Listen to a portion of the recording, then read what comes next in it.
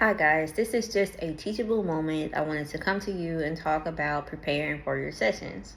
So, I'm about to go into a session. The session starts in about 30 minutes. So, that's usually my cutoff.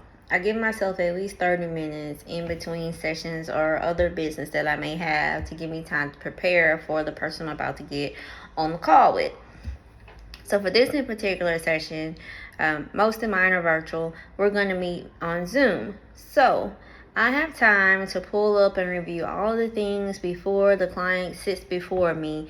And I'm doing all this in preparation, but with an open mind to when they get on the call, it may be something totally unrelated to what they actually booked the call for, that is their main concern today.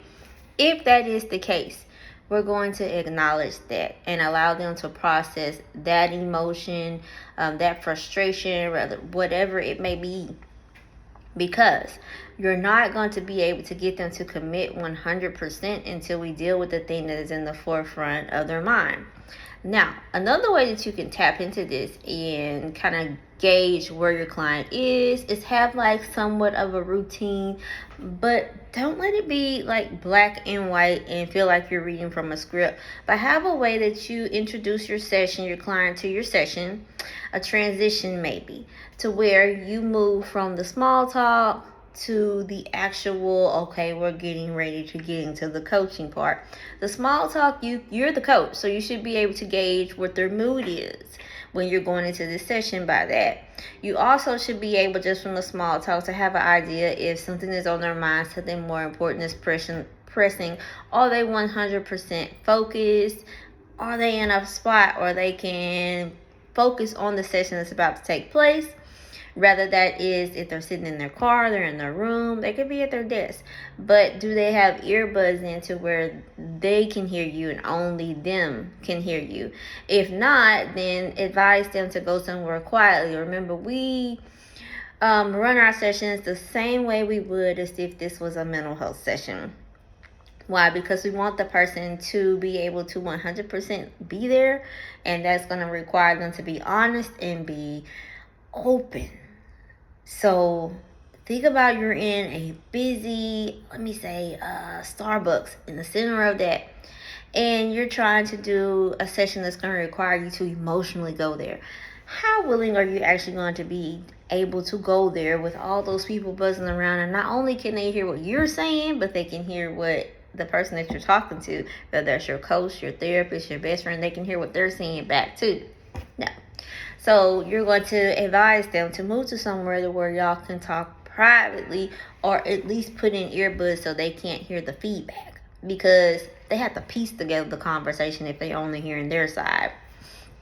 So right now I pulled up my handy dandy doodad, for lack of a better term, of what methods I'm going to use to help this client. Now, for this is like our first session. We've had our consultation, and this is our first session. My favorite method is the solution focused approach.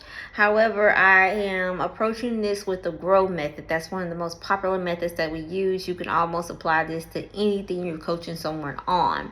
So I have two of those ready to go with the concerns that we talked about from the form that she submitted, as well as our consultation session, so that I'm prepared to move forward. Now, I also have some ideas of what her homework may be, but that's only because I've been coaching for a while, and so I kind of know what I want my clients to do over a broad spectrum after that first session. So the homework is going to be directly related to what we're going to actually be doing today. So today, her homework post a consultation. Yeah, when you work with me, be ready to work.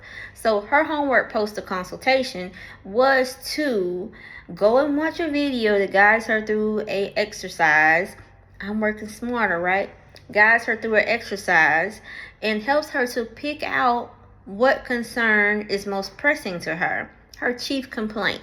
So, and it doesn't mean complaint. It means what is the most important. So I told her to pick her top 3. We're going to work on no more than 3. You can choose to only work on 1. Until you get your feet firmly grounded, I encourage you to do that as well. But I will let them work on up to 3 things, with 1 being major. That's our number 1 concern. The other, why I do that is because number 1 may take some time.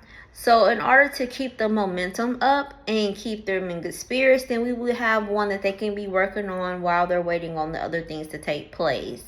For example, if you're working on someone in like a career advancement, and so they're working on number 1 where they're trying to apply for a promotion, there's going to be some action steps that they're going to have to take in order to even align with or qualify for the actual promotion, right? So then number 2, I'm a nurse, y'all know that. I'm always going to pick something that is going to be important to their mental and physical health. And so that's going to be number 2 if that's not number 1. And we're going to work on that because that's going to have things that they can do every single day. And they also can see the payoff sooner versus later. Number 3 usually is something that they just want to do. If they're like, oh, most of my clients are overachievers, but something that they want to bring to the table, that they want to work on, then we can do that as well. But the priority is still going to be set on number 1. And then number 2 is going to require just a little bit of effort. Number 3 is kind of not going to, if we have a number 3, it's not going to require that much effort at all. Or it may also be a very long-term goal. So prioritizing was their homework. And so when she comes to the session, we're going to actually start bringing out the action steps that we're going to take, as well as helping her to set up her anchors to how she's going to get where she's trying to go. And then I'm going to prep her for the possible obstacles and what she's going to do when those do transpire. We're also going to address some of the thoughts that she has had on taking the next step, hence why she need our help in the first place.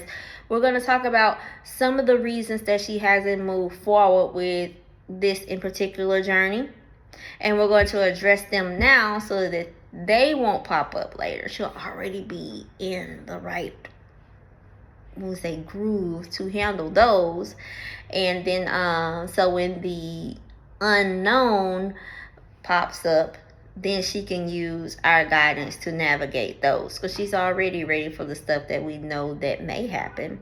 So that way she's even more prepared for the stuff that we don't know that's coming, because the game that people really play and it works against them is thinking that bad things are not going to happen. Bad things happen to us all, and they happen at the most opportune time for the bad things. Not the good time for us.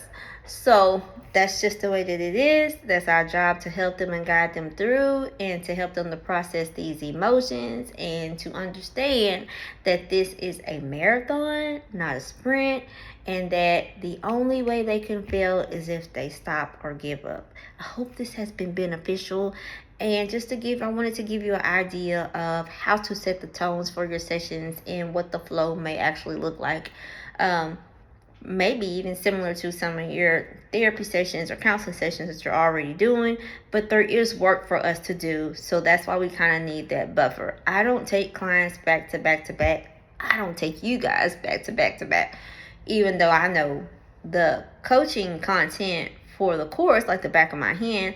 But every time I have an exchange with one of you guys, there is a chance that somebody's going to bring up something that I don't know much about.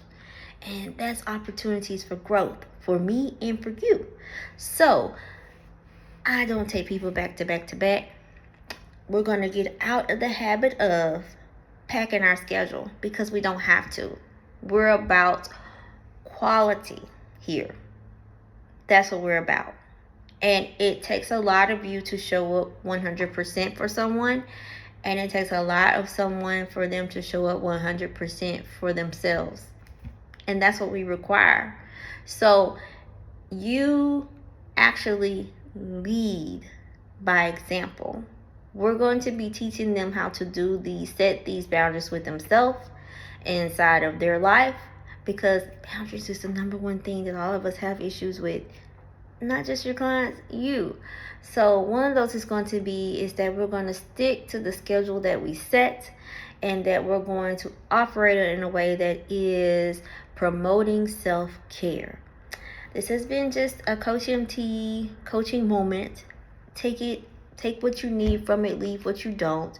But give me some feedback on things that you may want to know more about when it comes to, your running your life coaching sessions, or things. Share with us things that you have noticed along your life coaching journey and maybe have hindered you, and things that have helped. Y'all have a good day. Bye bye.